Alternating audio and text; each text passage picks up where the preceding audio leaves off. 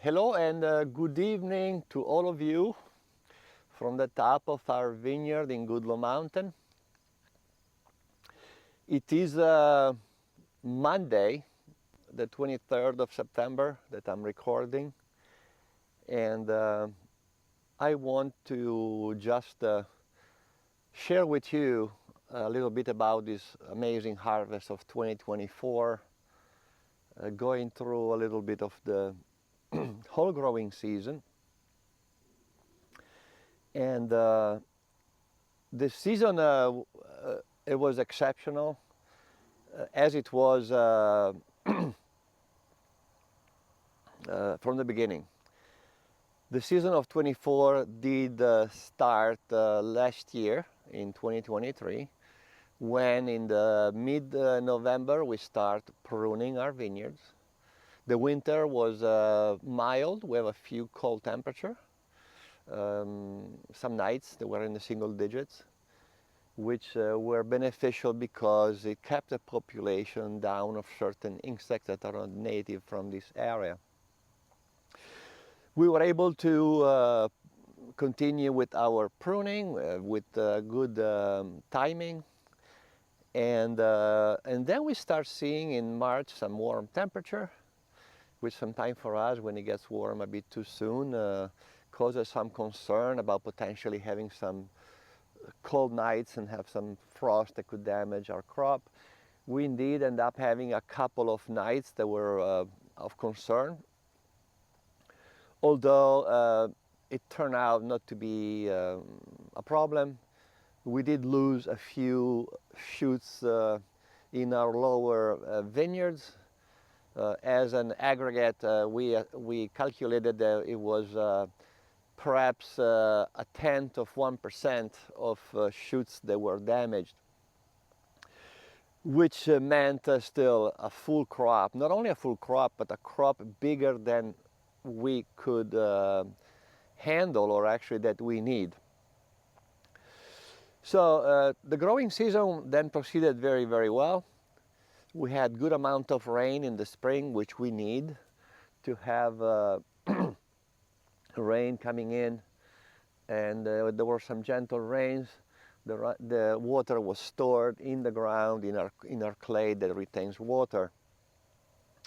And then we approached a warmer period through bloom, which happened in the month, it starts in the month of May, and it continues for about a month, spread out to all different varieties. The first one to bloom, it's always Nebbiolo, Moscato, followed by Chardonnay, and so on. So the season progressed very well. And then we start seeing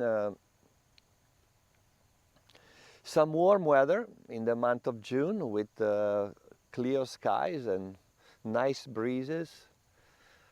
And the pattern of no rain continued all the way into the end of June. And then we had a few rains, but not really producing much, a tenth of an inch, a quarter of an inch, which in that case, the little bit of rain comes and it penetrates maybe half inch in the ground.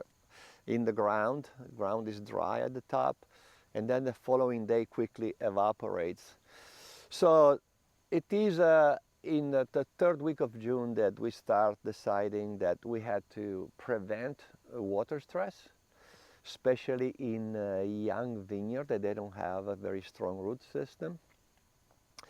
The roots are fairly shallow, so they cannot find water in the deeper portion of the soil, whereas old vineyard, like the one that's right behind me, is Sauvignon Blanc, planted in 2011.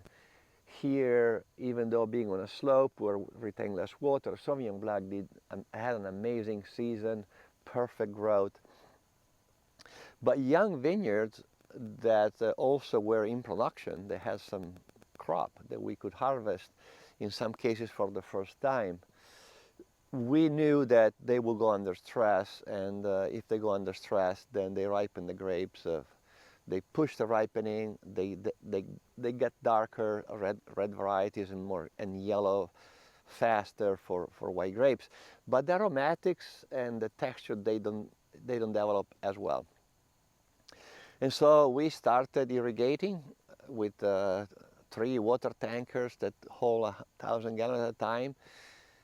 And the irrigation that started in the 3rd week of June kept going all the way to the end of July. In those 2 months, we only received in total 2.5 inches. We were hoping for storm to bring us some water. They didn't. So we persevered, and we were able to bring all these young vineyards, about 40 acres, to perfect ripening. We kept them very balanced, very happy. And so we start harvest very early this year. We started on August 2nd, which was not a record, but it was a tie with some other vintages like 1998, 2001, 2002, and 2010. So the harvest started with Moscato, then we follow with some Pinot Grigio, and then we moved to Sauvignon Blanc that was really advancing. Then we went back to Pinot Grigio and so on. And then we heard about this big tropical storm, hurricane, tropical storm coming in, Debbie. And at that point, we hoped for not too much rain, which we needed. And we were concerned if we had received perhaps 6, 7, 8 inches like some other parts of Virginia received. And so all in all, we received 1.7 inches in this storm, which was incredibly beneficial also for some red varietals that were further out to be picked. So quickly the storm went through, the weather dried pretty much immediately, and we were able to continue our harvest, moving into other varieties like Fiano and some Chardonnay and Vermentino, and then so it was spectacular, truly spectacular. We did, as we finished the white varieties, we started considering reds. We did have a few rains, but they're fairly minimal, nothing to create concern for the health of the vine, the health of the grapes. And so then we resumed picking some Merlot. And then we had a couple of vineyard of Cabernet Franc that came into place that were just ready to go. And it was fascinating that also this harvest, a lot of it came in compressed, a lot of varieties, a lot of vineyard ripening pretty much close to each other. It did cause a little bit of stress and a little bit of overwhelming amount of grapes coming into the cellar, in the vineyard as well. We had to really be careful not to allow grapes to overripe. Meanwhile, we always kept a very, very close look about the weather. There were some occasional unsettled storms that could have brought rain into our vineyard. We missed those. So we were able to progress and able to pick all our red varieties to what we consider an optimum. And that's what you want to do, take advantage when you have an opportunity. I would call this vintage an exceptional vintage with only one exception. And the exception is our Cabernet Sauvignon. Last Monday, it's when we finished harvest. At 3:52, I received a text message from Fernando saying harvest is over. It was just a day ahead of the harvest moon, was the next day. So coincidentally, you know, a nice thing. But the reason why we picked on Monday is that the forecast was calling for Tuesday, Wednesday, Thursday, a chance of rains. And so we decided that our Cabernet Sauvignon should have not gone through inches of rain. We ended up getting almost 3 inches of rain last week. And then we had a little bit of sunshine on Saturday, and then more rain on Saturday, another ½ inch. Today is overcast. The next few days there's another chance of rain. In my experience, especially on Cabernet Sauvignon, is that rain, it really slows down its ripening. In some cases, Cabernet Sauvignon also can absorb some water through the skin. The skin becomes softer. And then as it gets soft, it could crack and start developing some mold. So I wish we had another 5-6 days of ripening on Cabernet Sauvignon. That didn't happen. If I have to rate it from a scale like I normally do from 0 to 5, that's how we do it here at Barbazil instead of having big numbers.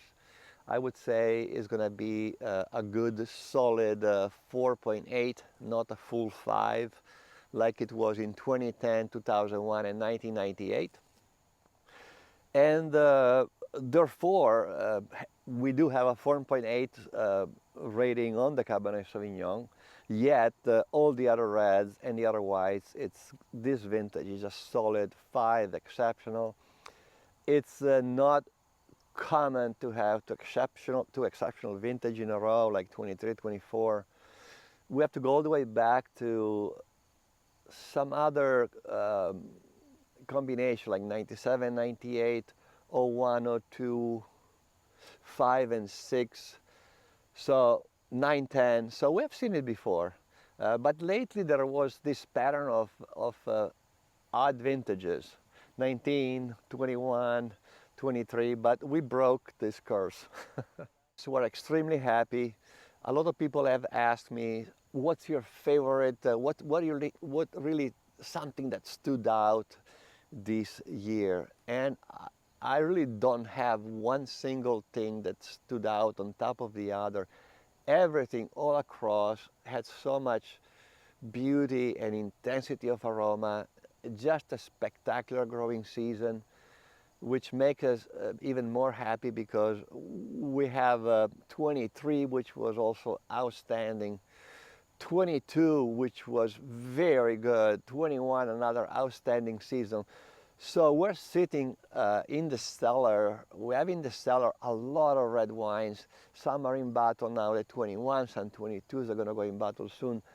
So I'm very happy because we have such a wealth of beautiful wine in aging, and I'm really looking forward to share some of the wines from this harvest. Probably the few things that we may see next year from 2024, of course, will be some of our Pinot Grigio, which we released a bit earlier. There could be as well some Chardonnay, some Vermentino toward the end of next year, and then going forward, the reds, I'm sorry, you guys are going to have to wait a little bit, especially on our longest aging reds like the Nebbiolo, the Petit Verdot, the Octagon, the Goodlow Mountain. Those are going to be out 3-4 years sometime, maybe some even up to 5 years from now.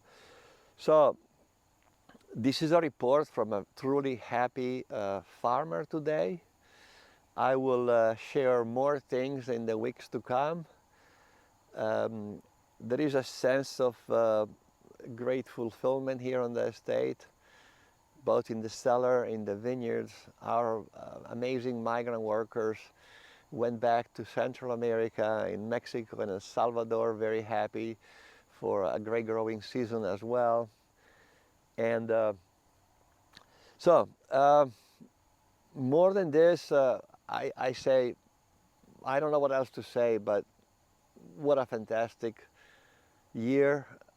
It compensates for those that are challenging, and all farmers, they thrive because they can adapt, and they can overall accept a tough growing season like we had in 18.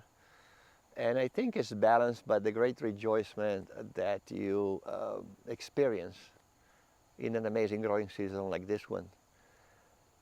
I hope to see you soon here at the vineyard on the estate, and thank you so much for watching. Goodbye.